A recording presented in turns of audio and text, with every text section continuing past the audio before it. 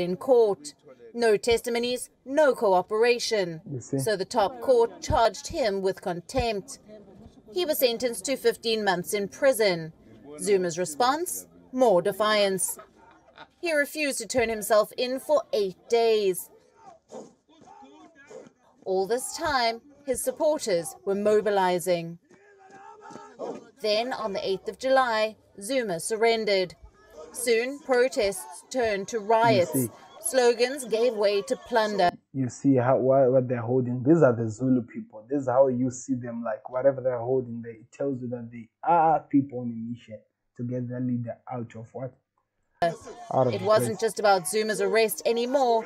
It was about South Africa's waning economy. You see? Nearly half the adult population still lives in poverty. Unemployment hit a record high of 32.6%, so discontent was always there. Zuma, the wily politician, played on it, but the government doesn't agree. What we are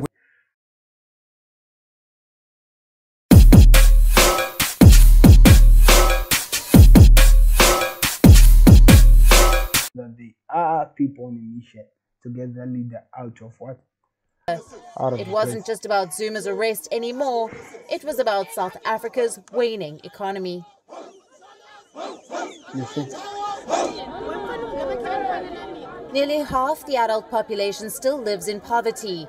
Unemployment hit a record high of 32.6%, so discontent was always there. Zuma, the wily politician, played on it, but the government doesn't agree.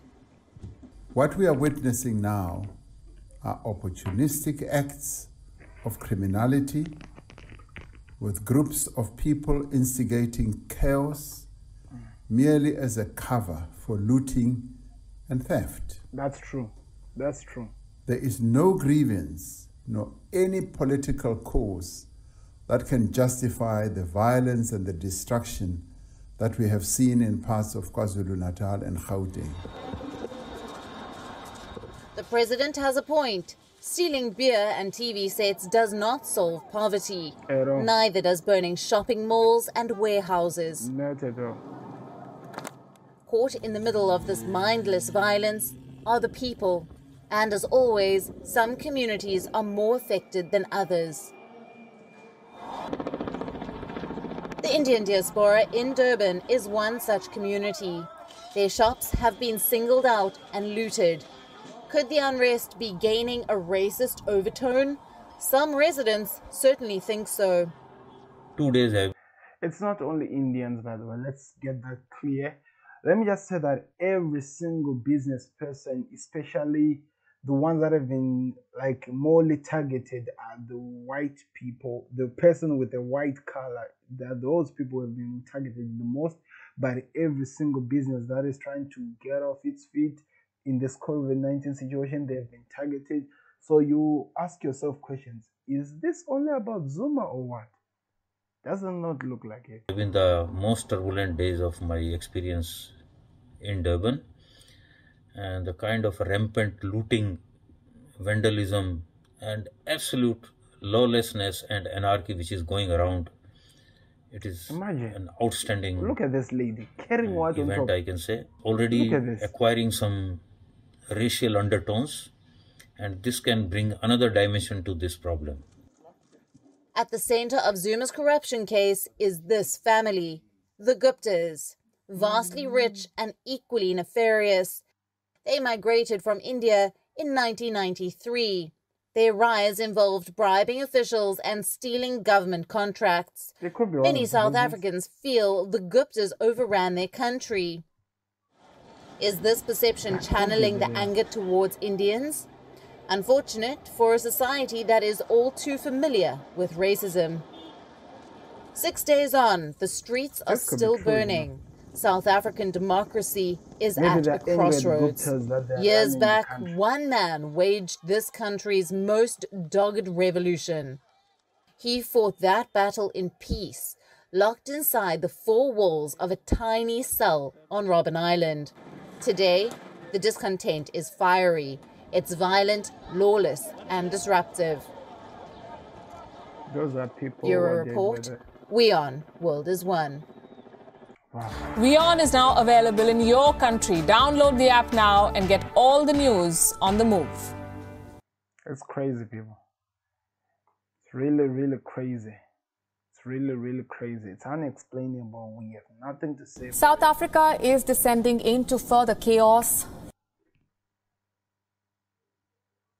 6 days on, looting and rioting continuing in the country. The violence has now claimed 12,000 people arrested. Wow, that is huge. That is huge. Over 70 lives. This is the situation on the ground right now. These visuals from Durban in KwaZulu-Natal province, the third most populous city in the country. This aerial footage shows smoke rising from a Durban warehouse after looters stuffed cars with electronic goods and clothes. They've destroyed malls.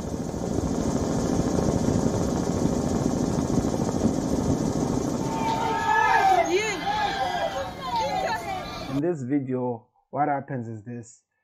It's a lady who the place she was living started burning, and she was on an upstairs. So what she had to do was to try by all means to find a way to get her baby down on the ground, because the whole buildings and the entrance were all closed because of the fire.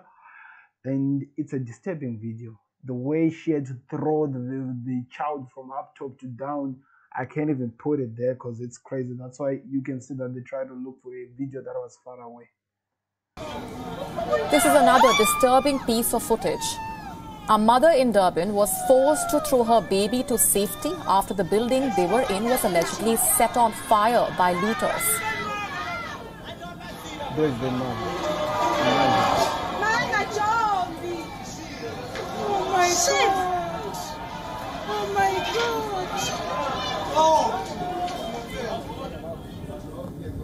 After widespread rioting, the crackdown has started. Police continuing to detain suspected looters and confiscating the looted goods. While in Gauteng province, the looting is still continuing. Imagine. We're getting you scenes from Ekor Huleni, east of Johannesburg. Despite shops and malls being practically emptied over the last few days, people continue to make their way into buildings in hopes of finding any merchandise still left behind. Countrywide protests were initiated. Look at this. This is an old lady. She's busy there in the process of destroying her own community. Initially sparked by the imprisonment of the former president Jacob Zuma, but have since become more widespread. Yeah. Look, in their faces, some of the shows and clothes, everything. Yeah. Imagine. We are not late, we are busy protesting here. Yeah, we are getting inside. Yeah. Bring Zuma, bring Zuma outside. Bring Zuma, replay. Though triggered by the jailing of Jacob Zuma, the unrest reflects growing frustration at the failures by the ruling African National Congress to address the issue of inequality. But on the ground, it is the businesses that are suffering. With almost nothing left in their stores, small shop owners fear that it will not be business as usual going forward.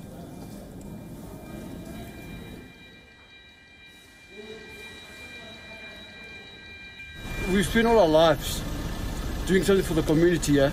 And this is what we get in return from looting. I mean, when is it ever going to come to an end? This? I mean, when will it come to an end? We don't know. It's not right. I mean, to rebuild a building like this, it costs us a fortune. I mean, where are we going to get to from here? Rather, we just pack up and go. What do you reckon? I mean, is it ever going to stop? Several community members across the country are cleaning up or in some cases protecting their businesses as they feel insufficiently supported. To quell the looting, about 2,500 soldiers have been deployed to help the overwhelmed police force. But these numbers are dwarfed by more than 70,000 troops deployed to enforce last year's COVID-19 lockdown. crazy. Our people. correspondent Calvin Ongmo has been tracking all. It's crazy. Can't see more of this. But what are your thoughts? Let me hear your thoughts in the comment section, guys. What do you think will happen in South Africa? Because this keeps getting worse and worse each and every day. I have nothing more to say. You've seen it for yourself. Let me know your thoughts in the comment section. By the way, before I go any further, there are now people who are trying by all means to clean up the community, to try to fix what has already been broken. Hope that there are more people like that, but that's how South Africa has turned out into craziness. Let me know your thoughts in the comment section. This has been Sam. I'm out. Peace.